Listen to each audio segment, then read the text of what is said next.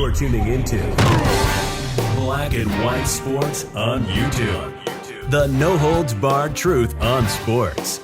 The main event starts now. Now, when I saw this, and I guess I shouldn't be too surprised, considering that the NFL absolutely smoked the NBA on Christmas Day. Back in the day, if you told me that the NFL would draw more people to the TV on Christmas Day than the NBA, I would have thought you were joking. But the NFL best TV ratings since 2015. I knew, like, for example, they I don't know if it's going to talk about it in this story, but this past Sunday, I can just imagine the rating. I mean, it had the to drama, everything with that. Oh, it was absolutely insane. It was bonkers. It the was way the most. It ended. Oh man, it was one of the most bonkers days of NFL football I can ever remember. I mean, there were three playoff directly affected games that went into overtime: Pittsburgh, Baltimore, Niners, Rams, and Chargers, Raiders. And not only that, the playoff seedings weren't even set in stone, except for the Packers. I believe that was the only one that was set in stone. Yeah. Even the Bucs had to play because they could have went anywhere from 2 to the 4 seed, and they ended up with the 2 seed. But I don't know if they're necessarily going to be talking about what you talked about here, but they bring up the Dallas Cowboys being pretty good. But the Cowboys are always a ratings draw, no matter if they're good or they're bad. This is the team that people want to watch when it comes to the NFL. Now, I do believe, and this is the difference I believe between the NFL and the NBA. And I noticed somebody else brought up the point that the NFL went woke too. Yeah, they did. But they didn't go nearly the way the NBA did in that bubble.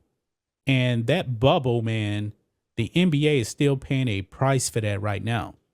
Because the biggest star in the NBA versus the biggest star in the NFL, which one is more likable? Oh, yeah, it's not even close. Tom Brady or LeBron James? Yeah. You don't see Tom Brady out there tweeting about social justice lies out there every turn you get. Just recently, LeBron James tried to get an announcer fired. That's divisive. You'll never see Tom Brady do something like that. Or Patrick Mahomes, you don't see it. Well, if it was his brother, his brother is pretty crazy. But even Aaron Rodgers, if you want to say he's the face, he's not as divisive as LeBron James. Not even close. I mean, come on. You actually had a league out there basically telling you to go out and vote for Democrats. They were doing that.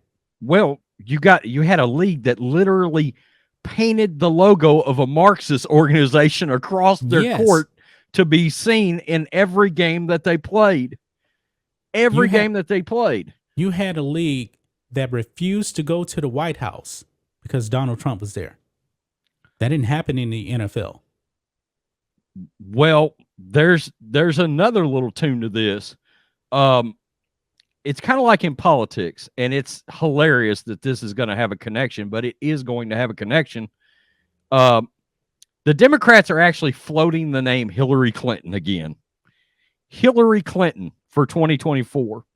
Now, for about 25 years, every year they would put out this list of the most unlikable politicians that there were out there.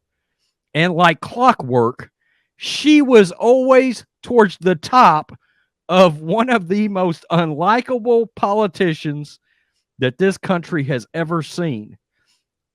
When it comes to winning elections, there is something to likability. No matter what you say, people will look and be like, I just don't like that B, okay? I've never liked her. Well, LeBron is carrying that same kind of stench right now. He's just unlikable, okay? And the things that he has said, I mean, the weight of the things that he has said, the fact that he come out, dogged out the police, and then, I mean, that thing about the police are hunting black people in America, him literally coming out and saying that. And again, I'll always go back to it. He said that, and what, a couple of days later, 2 deputies in L.A. County got shot in the face. Okay, in L.A. County. Where does LeBron play? Where was he playing when he made that statement? That would be in the People's Republic of L.A. County. Okay, Micaiah Bryant, a police officer in Ohio, saves her life. She is a black girl, by the way. And LeBron James tweets out statements about that cop and doxes him out. That's the kind of things why people are turning off the NBA. They hate him. Okay. They do. Sorry out there. Oh, it's not nice to hate people. Well, you can't be that irresponsible with that much weight. You can't carry those kind of followings, and people will say, yeah, but who's really listening to LeBron? Look, it's one thing. People will listen and hear what LeBron says, and if they're mature and they're grown up and they've got any sense, it's going to go in one ear and out the other. But there are lowlifes out there that without a doubt LeBron influences. Okay? Right, wrong, or indifferent, he influenced an election. Okay? Joe Biden is racist. All right? Let me just keep it real in case anybody didn't know that. But LeBron went out there and endorsed Joe Biden. Check out my video on Black and White Network. That's all I'm going to say. Go ahead. He goes out there, runs his mouth, talks about how educated he is about things you can obviously tell he's not educated about. He's got this huge following. LeBron James is dangerous. He's dangerous. And yeah, people don't like that. It led to this. Yeah. NBA sees lowest Christmas Day audience since expansion to 5 games. They expanded to 5 games and still lost people. And it's because of everything that we were just talking about.